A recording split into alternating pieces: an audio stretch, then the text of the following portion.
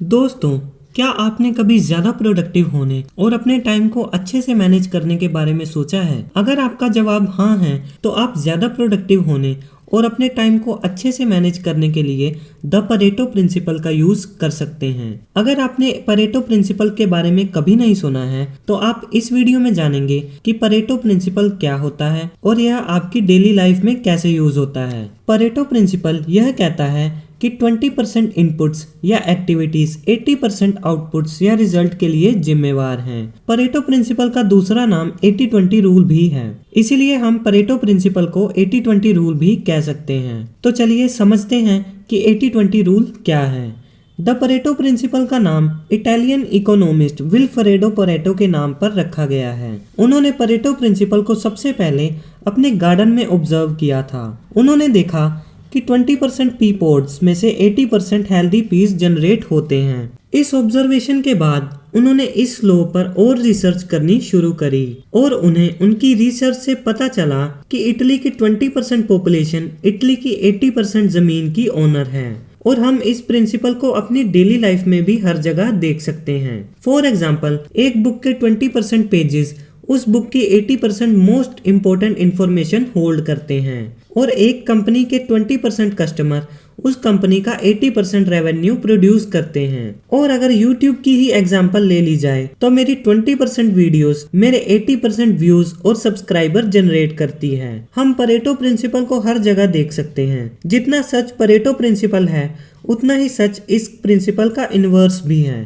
मतलब 80% इनपुट्स यानी एक्टिविटीज सिर्फ 20% आउटपुट्स यानी रिजल्ट्स जनरेट करती हैं। हालांकि 80-20 प्रिंसिपल यूनिवर्सल लॉ नहीं है, इसीलिए यह कई सिचुएशंस में डिफरेंट भी हो सकता है। यानी परेटो प्रिंसिपल का रेशो हमेशा 80-20 नहीं होगा, यह 70-30 भी हो सकता है, 90-10 भी हो सकता है और बेसिकली इसका रेशो कुछ भी हो सकता है। इस लॉ का मेन पॉइंट ये है कि majority of results minority of activities से आते हैं और minority of results majority of activities से आते हैं। अब जबकि आप यह समझ ही चुके हैं कि 80-20 प्रिंसिपल क्या है, तो अब हम बात करते हैं कि 80-20 प्रिंसिपल को हम अपनी डेली लाइफ में कैसे यूज कर सकते हैं। जैसा कि आप जानते ही हैं कि टाइम हमारा सबसे इम्पोर्टेंट रिसोर्स है और ये हम सभी के पास सेम अमाउंट में होता है, पर फिर भी हम में से बहुत से लोग अपने टाइम को सही से यूज नहीं कर पाते।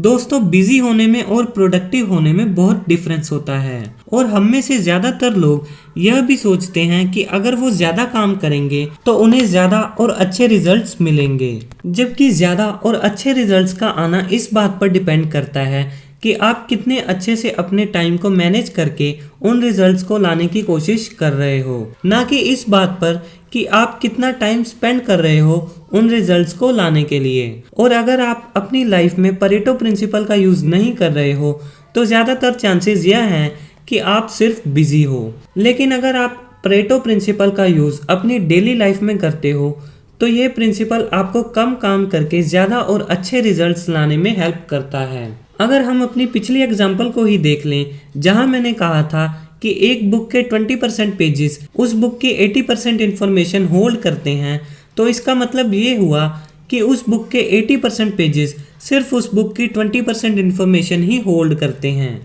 चलिए मान लीजिए आपको उस पूरी बुक को नॉर्मली पढ़ने में 10 घंटे लगते हैं।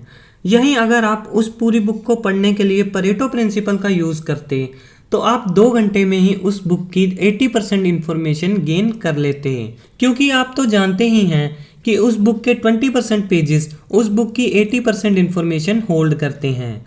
अगर आप चाहें तो आप उस बुक को पूरा भी पढ़ सकते हैं, लेकिन हाँ, ये भी बात याद रखिएगा कि आपको वो बची हुई 20% इंफॉर्मेशन गेन करने के लिए अपने 8 घंटे स्पेंड करने होंगे।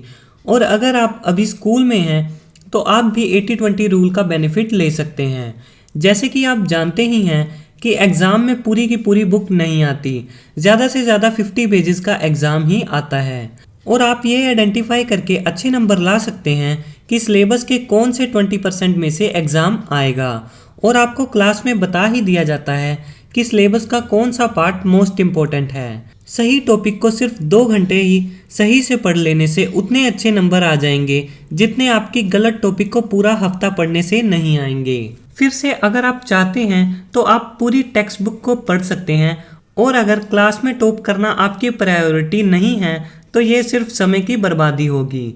आप अपने फ्रेंड्स पर भी परेटो एनालिसिस कर सकते हैं। जब आप अपने फ्रेंड्स पर परेटो एनालिसिस करेंगे तो आप देखेंगे कि आपके टोटल फ्रेंड्स में से आप सिर्फ 20% फ्रेंड्स के साथ आप 80% एंजॉय करते होंगे और जो बाकी के 80% फ्रेंड्स हैं आप उनके साथ सिर्फ 20% एंजॉय ही करते होंगे। अब आपको उन 80% फ्रेंड्स से फ्रेंडशिप तोड़ने की जरूरत नहीं है। बस आपको इतना ख्याल रखना है कि आप अपने सभी फ्रेंड्स के साथ same amount of time spend ना करें। इससे आपका टाइम बचेगा और आप अपने उन 20% फ्रेंड्स के साथ टाइम स्पेंड कर पाएंगे जिनके साथ आपको 80% एंजॉयमेंट मिलता है। तो दोस्तों, मैं उम्मीद करता हूँ कि अब आपको पता चल ही चुका होगा कि 80-20 रूल ऑलमोस्ट हर जगह पर अप्लाई होता है, चाहे वो आपकी डेली लाइफ हो या फिर बिजनेस हो या फिर स्टडी हो। अगर आप वो 20% ढूंढ लेते हैं जहां से आपको ज्यादा रिजल्ट मिलते हैं तो आप दूसरे लोगों से ज्यादा और अच्छे रिजल्ट्स ला पाएंगे और यह रूल आपको 80% फालतू की चीजों को इग्नोर करने में भी हेल्प करेगा। सो 80-20 रूल की हेल्प से आपको पता चलता है कि आपको किन चीजों पर फोकस करना चाहिए और किन चीजों पर नहीं। आप हमें कमेंट सेक्शन में बता सकते हैं कि आप 80-20 रूल को अपनी लाइफ में कैसे यूज करने वाले हैं।